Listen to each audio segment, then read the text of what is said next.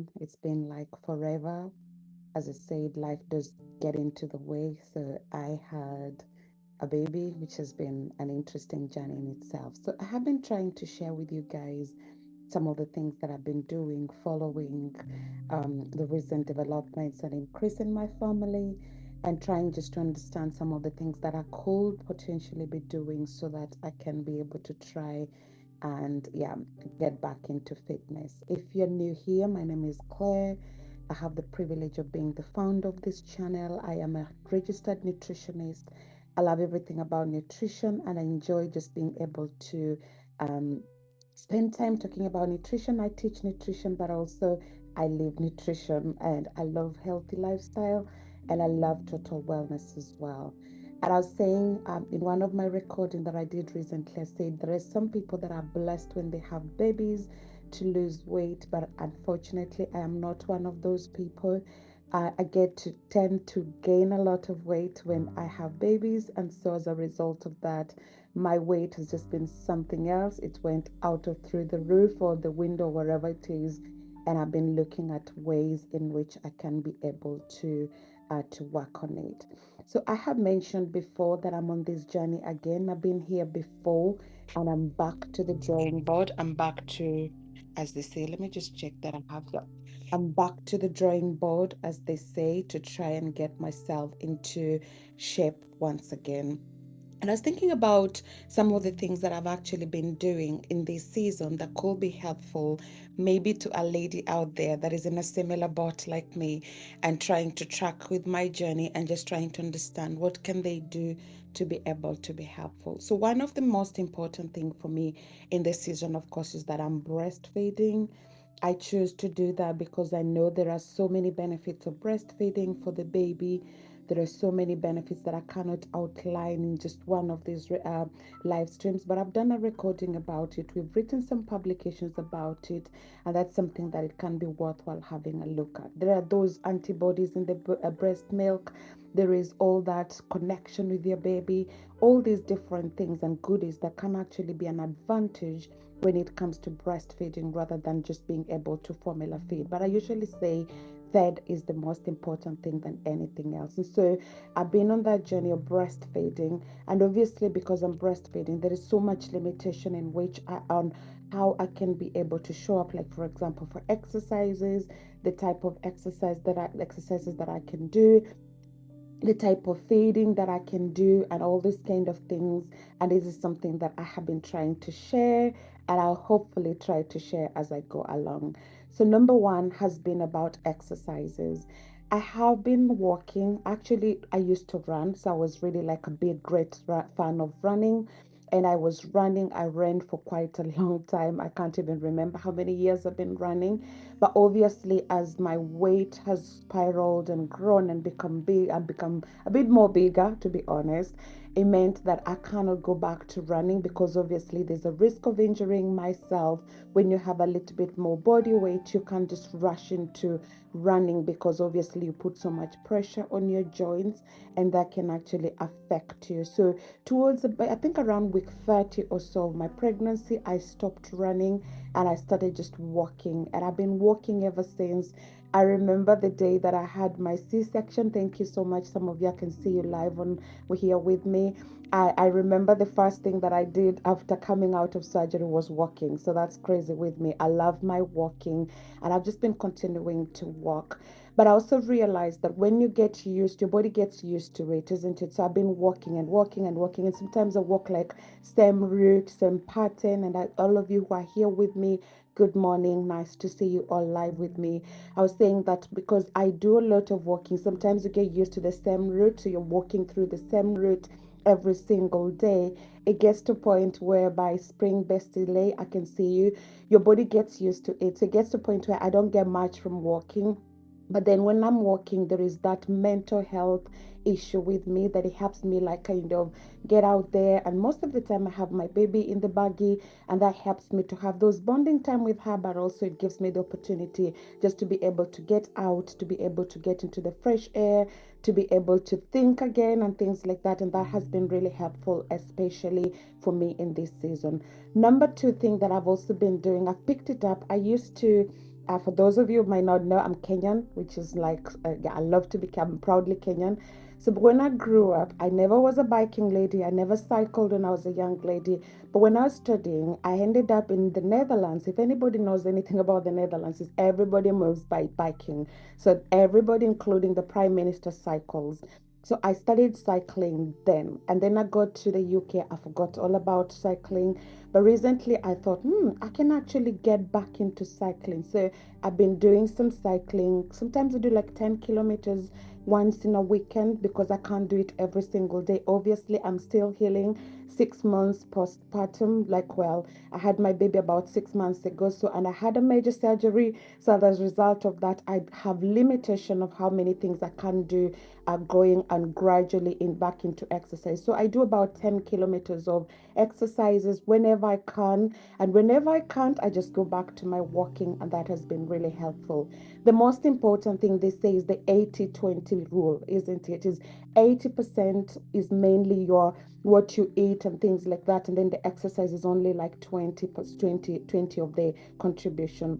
So I've been looking so much into my diet, but obviously because I'm breastfeeding, my body demands more. If there are any one of you who's online and has gone through the journey or has ever had somebody who's gone through that journey, you realize that it can put so much demand on you. So you find that my baby cycles a lot.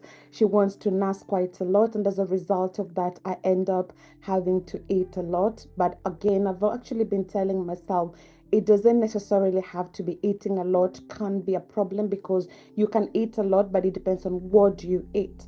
I have been on a plant-based diet for a very long time. So I was like one of those people that I did not eat meat, I did not eat dairy and things like that. But following the surgery that I had and a lot of the antibiotics that I had to be given, I decided to go back into having fermented dairy. So I have a lot of kefir. This is like just fermented milk. I have a lot and a lot, like I've not a lot, but I eat eggs quite a lot because obviously for the protein. And when I'm eating, I'm using an app to track just to ensure that I'm having enough of the protein in particular. So I'm eating lots of fish and chicken, some eggs, some milk, some beans, because obviously I'm no back onto red meat. And I don't think I'm going to be going back onto red meat yet because obviously if I've done pregnancy, I've done breastfeeding without red meat, then maybe potentially I do not need that. So I've been eating a lot of beans, of course. I still have my anti no prenatal. That's a different thing. I still have my postnatal vitamins and minerals that I'm still having as my pills. I have that once a day just to help me to ensure that I'm having everything that I require and everything that I need for my day to day. Yeah, ensuring my nutritional value and nutritional intake is balanced, right? If the words can come out. And then number three thing that I was thinking about is sleep, because obviously you can do all these things. You can eat your food, eat your protein, go for your exercise. But if you're not sleeping enough, obviously that can impact you on so many different levels. In fact, some of you may know or may not know, I have been diagnosed before with what's known as the Gilbert syndrome, where your body just produces more bilirubin. So when I am stressed out and things like that, I tend to be a little bit more yellow. My eyes tend to look, I have jaundice literally. I feel very exhausted most of the time. And so one of the things I've been really careful with is sleeping. But of course, you cannot control sleeping when you have a newborn. So it gives you that opportunity to think, when can I be able to sleep and things like that. Some people say sleep around your baby. When your baby is sleeping, you sleep. I have a baby who cat naps. It's only 5-10 minutes during the day and then she's awake. So that's why I go out with her for walks, because then when I'm out with her, she tends to sleep more. So I can't sleep 5-10 minutes in the day. And if I sleep 5-10 minutes during the day, that means in the nighttime I'm not gonna be able to sleep. So I just try to ensure, because she wakes up about 4 times in the night to feed. Whenever she's asleep, I try to sleep And then when she's waking up, I give her the feeds and then I go back to try and feed. So generally, I have about 5 hours of sleep every night. And I'm not complaining about that because I know eventually it will equal out when I get to a point where I stop breastfeeding and I can go back, hopefully, into full time, full cycle of sleeping. And of course, above everything else, I've also been trying to think about how can I keep myself mentally alive and awake during this season. For some of you who may have babies or have people that know people that have babies, you realize that it gets to a point where you just don't want to listen to baby language, right? So I've been doing quite a lot of reading. I read my Bible, obviously. I've read Atomic Habits. I finished it during this period.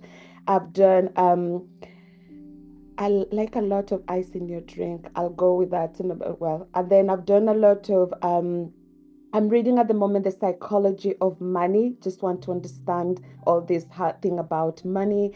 I'm reading about the power of a praying woman. I want to read the power of a praying wife. I want to read the power of a praying mother. Because at the end of the day, just like I want to ensure that mentally I'm feeding my mind with the right stuff and things like that. I've also been able to go back to do some work here and there. I've written some stuff that will be soon hopefully published during this season. So just trying to keep my mind awake and alive, even though I know I'm limited with the options that I have having to nurse and to look after a little baby. And of course, finally, above everything else, you can drink your water, you can eat your vitamins and minerals and everything. But if I've always said, if you're not well in your mind, you're not well at all. And of course, the greatest peace of mind that we can have is knowing who we are and whose we are. This season has been a season that has really shaken me to the core. I've learned so many things. I've learned who are genuine friends. I've learned where to lean on to and things like that. And for me, the biggest leaning on to I've learned in this season is, of course, my faith. I'm a born again Christian. I love Jesus. And one of the things that really has helped me and has kept me, my testimony and my story is I'm here today. As somebody once sang and say, I'm standing here because he made a way. I had one of those most difficult deliveries. I lost a lot of blood. I was almost dying, if I will say so. But I'm standing here because he made a way for me. And so, one of the things that really keeps me going is my faith, and I hope that every single day Christ continues to be my firm foundation. And so I just want to encourage some of you who are watching here with me. If you've never thought about it, if you've never given him that opportunity, he can also be your firm foundation. He can also be the rock on which you stand, because obviously, as I said, I have seen my life shaken. I've seen my near death circumstances and getting to a point I was like, am I going to survive? Am I going to come out of here? And I'm standing here today as a testimony that he made a way. And so I would like to encourage you, if you've never thought about it and you've never even ever thought about this whole thing about relationship with God, I'm sorry to bother you when you're coming to my channel to talk about this, but it is something that has really kept me, and I would like you to consider it, because at the end of the day, one thing I've known is that, and even throughout these difficult, trying moment, I knew if anything happens to me, I have that assurance of eternal life. And I don't know if that's you, if you have that assurance. If you don't have that assurance, drop me a message and I'll be more than happy to follow up that with you. And so, the most important thing, as I said, is pray.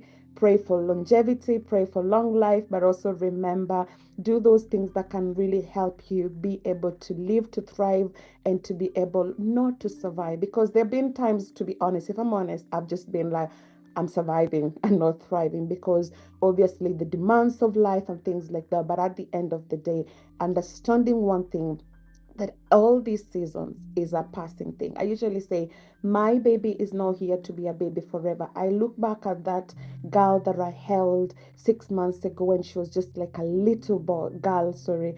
And now she's almost like sitting up and almost crawling. And I'm like, where are you going to? And before I realized, she'll be walking, she'll be running, she'll be jumping around, and she'll be gone. Yesterday, I had a very interesting relationship with my son, who's 8 years old, and I was talking to him about just, will you ever be able to hold hands with your sister and walk around? And he told me, you know what, mommy, I'm not into this holding hands thing. Well, I said, how about me? Can you hold hands with me? He said, well, I have to think about it. He's only 8, right? I don't have all the time in the world that I will always be there with this little girl and things like that. So it coming a time where she will be gone and then I'll have my life back. I can do my intermittent fasting. I can do whatever that I want. But until then, I'm holding on to hope. I'm being confident of this thing, being patient enough with myself. And of course, if there are ladies there watching me and you've added weight like me and you're thinking, hey, how am I going to do this? And you're pushing yourself. Remember, your body goes through a lot of changes when you're having a baby, and especially if you've gone through. I've never had a normal delivery, as they say, so to say. Every delivery is normal depending on how you do it. But if you've gone through surgery like myself, there's a lot of healing that needs to occur. There's a lot of layers that they go through for you to be able to have your baby. So give yourself grace. There are times when I stand on the scale, I feel like I'm going to crush this scale today. But then I remember I've got an 8-year-old who's alive and kicking and well. I've got my young girl who's alive and kicking and well. And when I look at these two beautiful babies that God has given me, has blessed me with, it gives me every reason to know my body is broken at the moment, but it is on the road to mending. It's on the road to repair. So I want to encourage you, if you're like me, you're fighting with your weights and things like that, do not despair. Do not push it. Don't really try to hurry it. It takes 9 months to have a baby. It may even take 9 months plus to recover. So give yourself grace. Pat yourself on the back at the end of the day when you've survived. Sometimes I come back to the end of the day and I think, well, I did not do anything today. And I think, well, I've kept a human being alive.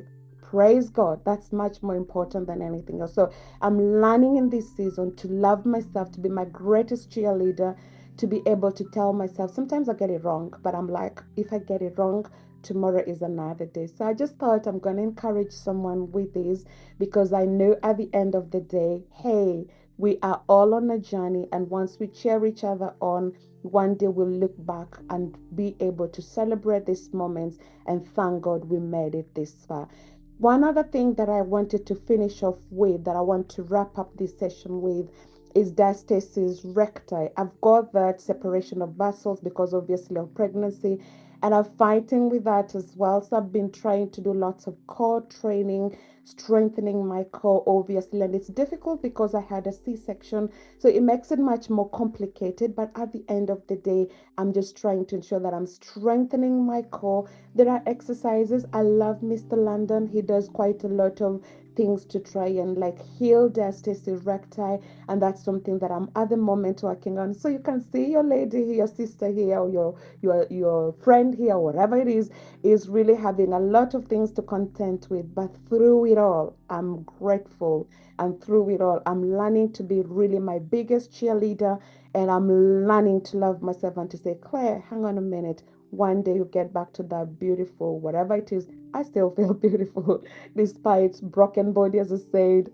At the end of the day, I know one day I look back to this season and be grateful. And so, if you're here and you're going through a similar journey, hey, no, you're not alone.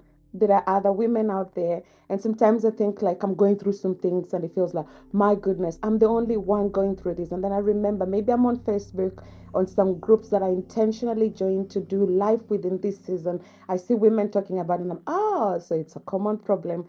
Not the Bible says there is nothing new under the earth. So wherever you're going through, it's not new. It might seem new to you, but somebody has ever gone through. And so support yourself as well. That's something I forgot to say, but I want to say it as I bring this to a conclusion. Support yourself with people that believe in you, people that can cheer you, people that can look after you, people that can call when they haven't seen you to ask, Claire, are you doing well? Who are your support system? Who are your network? I am in the UK at the moment and I don't have a house help. I don't have family around. It's me and my husband and my two babies. And sometimes it can be exhausting, but I've got friends that just pick up the phone to call me to check how are you doing. Sometimes I go out with friends. Sometimes I go back to work just to get that community. So surround yourself with community, people that will do life with you in this season. And I've got my good friend Alex. I don't know, maybe he might be watching this at some point. That just calls every time, messages me to just find out how are you doing. I've got those people that check on me, and that's something that I can never take it for granted. So look at those people within your community, and if you don't have anybody within your community, try joining some things like Facebook for groups. I am on Strava. I've got like groups that I follow, and they just encourage me when I go out to say, oh well, somebody has liked my walk. Next time I get myself walking. And it's not I'm motivated by likes, but just knowing that I'm doing life within a community, because we are not called to do life in isolation. And they say if you want to go far, go together. If you want to go fast, go alone. If you want to go fast in life, do it by yourself. You'll crash land at some point. But if you want to go further, then do it with your community. Who is your community in this season? And of course, you're approaching Christmas, a period in the duration where people get stressed out for so many things. I was watching the news the other day, and the news was saying something around in the UK, people spend billions of pounds shopping for Christmas, and that brings itself stress as well. So do not allow the stress of the season to kind of catch up with you. If you can't afford £5,000 to shop for Christmas, wherever that you have, as long as you're alive and kicking, that's what matters. Be content and be grateful for what you have. So I want to bring this to an end. Thank you so much for joining. Thank you so much for your time. If you're new here, why not just click that like, share, or subscribe button? It will go a long way in supporting what you do. Until then, may God bless you. Have an amazing day, and I will catch up with you again